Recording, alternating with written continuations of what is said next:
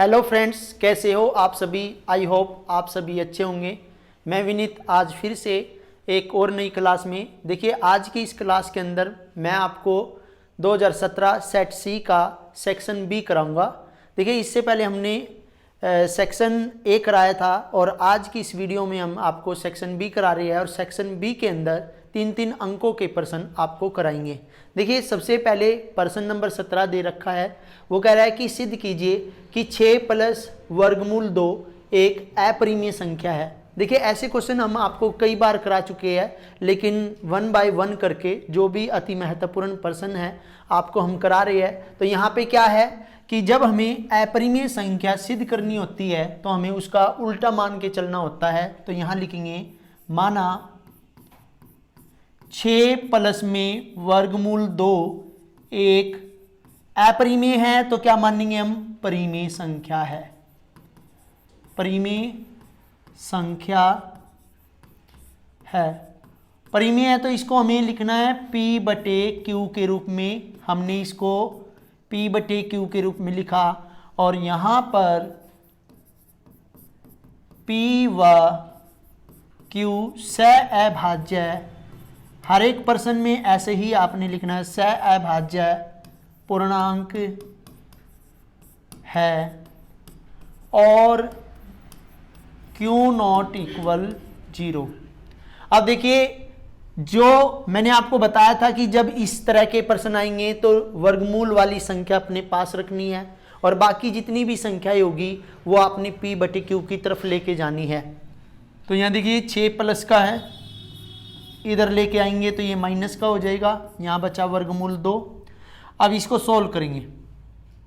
Q की 1 से करेंगे, एलसीएम लेंगे Q और 1 का। Q आया, Q को Q से भाग करना है।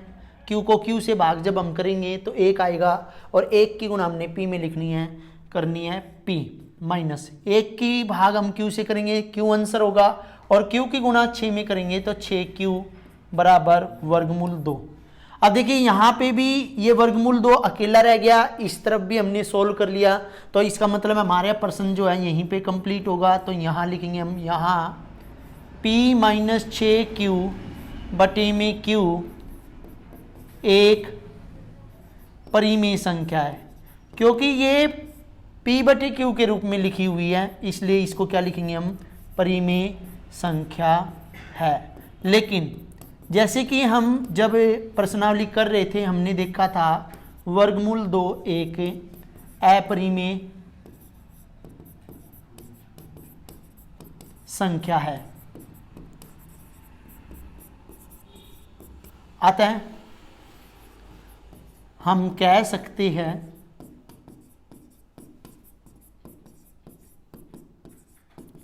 कि 6 प्लस वर्गमूल 2 एक क्या है, अपरिमेय संख्या है।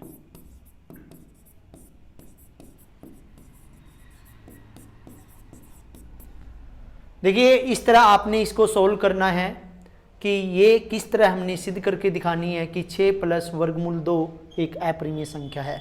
इसके बाद हम बात करते हैं प्रश्न नंबर 18 की। ये कह रहा है एक द्विघात बहुपद ज्ञात कीजिए। क्या कह रहा है, एक द्विघात बहुपद ज्ञात कीजिए जिसके शून्यंक -4 और 2 है। इसके 2 शून्यंक आपको दे रखे। क्या दे रखे, 2 शून्यंक। 2 शून्यंक कौन कौन से है, एक तो आपके पास -4 है और एक आपके पास 2 है।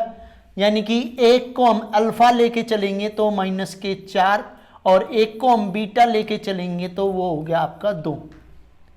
यदि आप चाहो तो पहले शून्यंकों का योग और शून्यंकों का गुणनफल निकाल सकते हो, और यदि आप वो ना निकालना चाहते तो आप सीधा का सीधा द्विघात बहुपद का फॉर्मूला लगाना है आपने।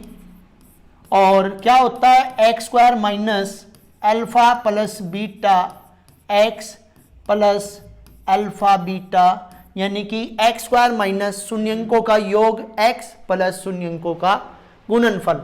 अब हम यहाँ पे वैल्यू पुट करेंगे। अल्फा की वैल्यू -4 है, प्लस में बीटा की वैल्यू 2 है, x प्लस अल्फा की वैल्यू -4 है गुणा में बीटा की 2।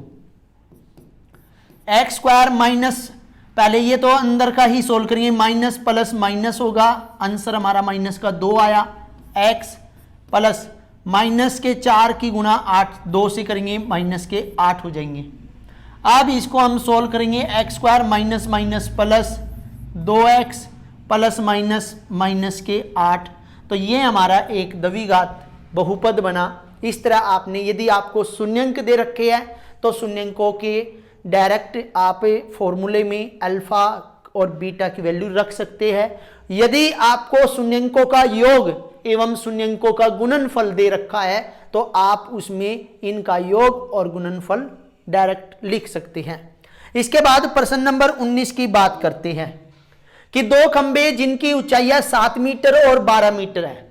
दो खंबे, एक मैंने ये खंबा लिया जिसकी 12 मीटर ऊंचाई है, एक मैंने 7 लिया जिसकी, दो खंबे है जिनकी ऊंचाई है 7 मीटर और 12 मीटर है, एक समतल भूमि पर खड़े हैं, तो मैंने इनको एक समतल भूमि पे खड़ा कर दिया।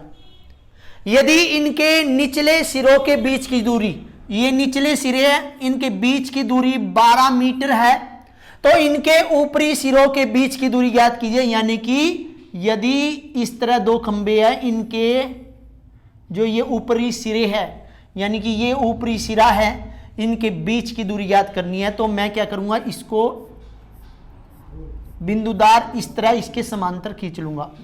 यदि अब नाम लिखते हैं ए बी सी डी और ई। अब आप यहां पे ध्यान से देखिए, यदि डी बराबर 7 मीटर तो आपकी बीसी भी 7 होगी, बीसी बराबर भी 7 मीटर। देखिए बीसी 7 मीटर होगी, सीडी बराबर कितना हो गया, 12 मीटर हो गया, और ए सी जो है वो भी 12 मीटर है, लेकिन हमें चाहिए है ए बी। देखिए ये हमने 7 लिया तो ये भी 7 और सी डी 12, तो हम यहां पे लिखेंगे ए बी ई बी 12। समांतर रेखाएं, ये भी हमारा किस वजह से है, समांतर रेखाएं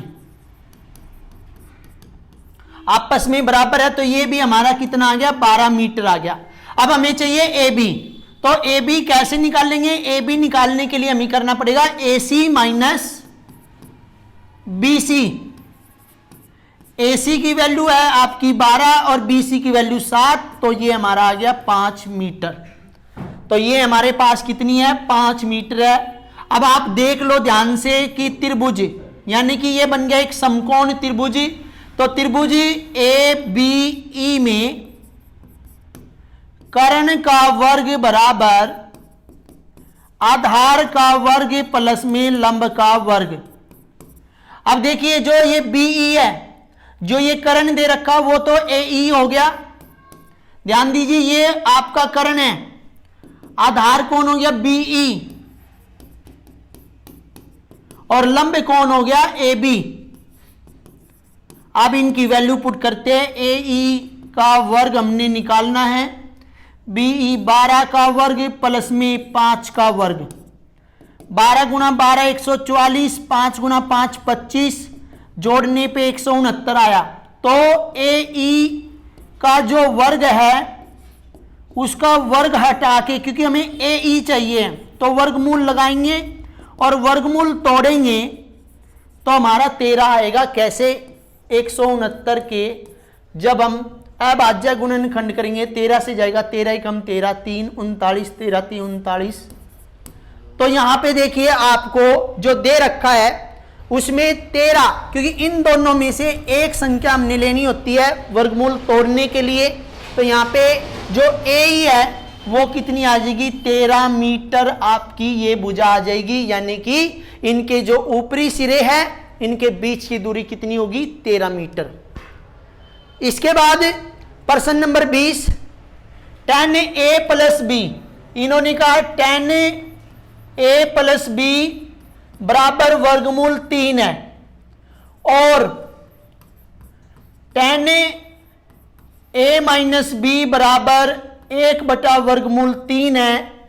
a प्लस बी दोनों मिला के 90 के समकक्ष भी हो सकते हैं। a ज्यादा होगा b से, तो a और b का मान ज्ञात कीजिए। देखिए आपको मैं बताऊं यहां पे कि 10 वाली लाइन में, क्योंकि ये 10 दे रखा है, तो 10 वाली लाइन में ये देखना है √3 किसका मान होता है। तो जब हम टेबल में देखेंगे तो हमारा 10 60 का होता है। और यदि हम इधर देखें 10 a माइनस बी, तो 10 30 का मान होता है 1/वर्गमूल 3। अब देखिए 10 से 10 कैंसिल हो जाएगा, यहां बचेगा a प्लस बी बराबर 60। ये बन जाएगा हमारा समीकरण नंबर 1। और 10 से 10 कैंसिल हो जाएगा, यहां पे लिखेंगे हम a माइनस बी बराबर 30। ये हमारा हो गया समीकरण नंबर 2। तो यहां लिखेंगे समीकरण 1 व समीकरण 2 से। ध्यान दीजिए a प्लस बी बराबर 60 है, a माइनस बी बराबर 30 है, तो हम साइन बदल देंगे और a में से a गया 0 बचा, 1b 2b हो गया, और यहां पे 30 b का मान हमारा आ गया 30/2 15। b का मान हमें कहां रखना है, b का मान समीकरण नंबर आप 1 में रखो या 2 में रखो, 1 में रखने पर आपकी मर्जी है, कोई से भी समीकरण में रख सकते हो। तो a प्लस बी बराबर 60, a और b की वैल्यू 15 बराबर 60, a बराबर 60 माइनस 15, तो टोटल मिला के कितना हो गया आपका 45 डिग्री। तो दोनों a प्लस बी मिला के कितना होना चाहिए, 90 से छोटा ही होना चाहिए, और a बड़ा होना चाहिए, तो a बड़ा है 45 और b हमारा 15 है, तो a b से बड़ा है। इसके बाद 3 अंकों का यहां पे लिखना आपने, यहां पे आपने लिखना है कि 4 सेंटीमीटर त्रिज्या वाले एक वृत्त के त्रिज्या खंड का क्षेत्रफल ज्ञात कीजिए जिसका केंद्र पर कोण, देखिए यहां पे आया हुआ है ये 45 डिग्री हो। प्रश्न नंबर 21 ध्यान से देखिए, ये कह रहा है 4 सेंटीमीटर त्रिज्या वाले एक वृत्त के त्रिज्या खंड। अब मैं आपको एक वृत्त का त्रिज्या खंड बना के दिखाता हूं। ये हमारा वृत्त है और ये यहां पे एक त्रिज्या खंड है जिसकी त्रिज्या 4 है और कोण हमारा 45 डिग्री का है।